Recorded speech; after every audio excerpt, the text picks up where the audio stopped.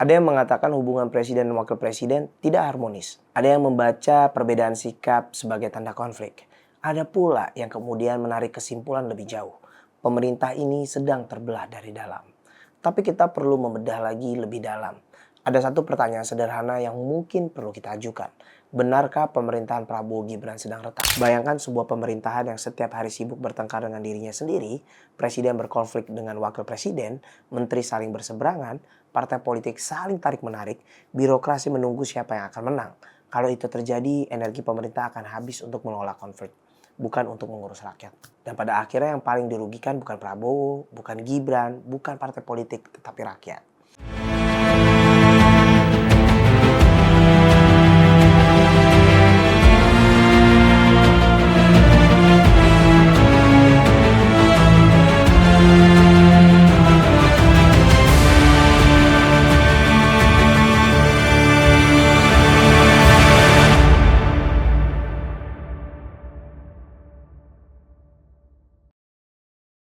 Ada satu isu yang belakangan ini cukup sering muncul di media sosial. Pemerintah Prabowo Gibran disebut retak. Ada yang mengatakan hubungan presiden dan wakil presiden tidak harmonis. Ada yang membaca perbedaan sikap sebagai tanda konflik. Ada pula yang kemudian menarik kesimpulan lebih jauh. Pemerintah ini sedang terbelah dari dalam. Tapi kita perlu membedah lagi lebih dalam. Ada satu pertanyaan sederhana yang mungkin perlu kita ajukan.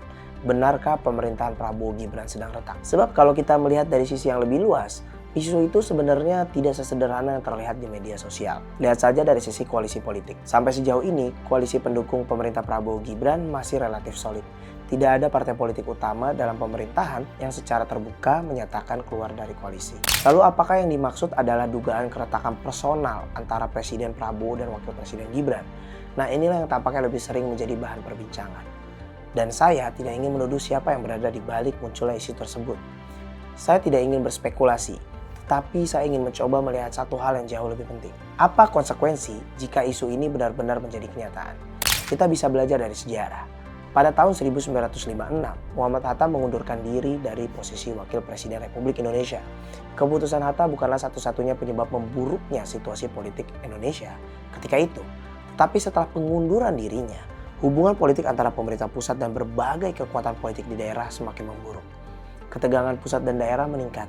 Dan 2 tahun kemudian, pada tahun 1958, terjadi pergolakan di daerah yang kemudian dikenal dengan PRRI dan Permesta. Sejarah tentu tidak pernah berjalan dengan pola yang persis sama. Indonesia hari ini bukan Indonesia di tahun 1950-an. Institusi negara jauh lebih kuat. Sistem politik berbeda, konstitusi berbeda, dan masyarakat Indonesia juga sudah berubah. Tetapi ada satu pelajaran yang tetap relevan. Stabilitas politik tidak boleh dianggap sebagai sesuatu yang otomatis ada. Ia harus dijaga. Karena ketika elit politik mulai terpecah, persoalannya tidak berhenti di ruang rapat. Konflik elit bisa menjalar ke birokrasi, bisa mempengaruhi kebijakan, bisa mengganggu koordinasi antar lembaga. Dan pada akhirnya bisa membuat program pemerintah kehilangan energi untuk berjalan. Karena itu, kalau kita berbicara mengenai hubungan Prabowo dan Gibran, saya kira pertanyaannya bukan sekedar apakah mereka akur. Pertanyaannya jauh lebih besar. Apakah mereka mampu menjaga stabilitas pemerintah sampai akhir masa jabatan? Dan menurut saya, jawabannya harus mereka punya kepentingan yang sama untuk menjaga itu. Prabowo tidak punya kepentingan untuk melepaskan Gibran. Begitu juga sebaliknya. Bukan semata-mata karena hubungan personal, tetapi karena ada mandat politik yang harus diselesaikan. Ada visi yang harus dijalankan, ada program yang harus dibuktikan, dan semua itu membutuhkan stabilitas politik. Bayangkan sebuah pemerintahan yang setiap hari sibuk bertengkar dengan dirinya sendiri, presiden berkonflik dengan wakil presiden, menteri saling berseberangan, partai politik saling tarik-menarik, birokrasi menunggu siapa yang akan menang. Kalau itu terjadi, energi pemerintah akan habis untuk menolak konflik, bukan untuk mengurus rakyat. Dan pada akhirnya yang paling dirugikan bukan Prabowo, bukan Gibran, bukan partai politik, tetapi rakyat.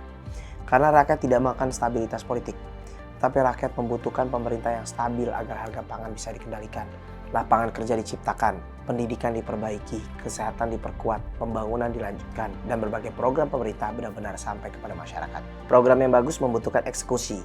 Eksekusi membutuhkan birokrasi yang bekerja, dan birokrasi membutuhkan arah politik yang jelas. Maka ketika pemerintah terbelah, yang terancam bukan hanya hubungan 2 orang di puncak kekuasaan, Yang terancam adalah kemampuan negara untuk bekerja. Program bisa tersendat, kebijakan bisa terhenti, anggaran bisa tidak efektif. Dan rakyat kembali menjadi penonton dari pertarungan elit yang sebenarnya tidak pernah mereka minta. Karena itu menurut saya kita perlu lebih berhati-hati melihat setiap informasi mengenai keretakan Prabowo Gibran. Bukan berarti kita tidak boleh kritis, justru kritik sangat diperlukan. Dalam demokrasi, pemerintah memang harus dikritik. Presiden harus bisa dikritik, wakil presiden harus bisa dikritik. Partai politik juga harus bisa dikritik. Bahkan media pun, masyarakat sipil harus punya ruang untuk mempertanyakan kebijakan pemerintah. Tidak ada salah dengan kritik. Yang menjadi masalah adalah ketika kritik kehilangan kejernihannya. Ketika kritik tidak lagi bertujuan memperbaiki, tetapi hanya ingin menghancurkan. Ketika perbedaan politik berubah menjadi kebencian, ketika sebuah informasi belum terverifikasi tetapi sudah disebarkan sebagai sebuah kebenaran, di momen peringatan kemerdekaan ini, mungkin ada satu hal yang perlu kita ingat. Indonesia dibangun bukan oleh orang-orang yang selalu sepakat. Indonesia dibangun oleh orang-orang yang memiliki perbedaan, tetapi mampu menemukan titik temu ketika kepentingan bangsa menjadi lebih besar daripada kepentingan kelompok. Karena itu, mari kita kritik pemerintah kalau memang ada kebijakan yang keliru. Mari kita pertanyakan kalau ada program yang tidak berjalan.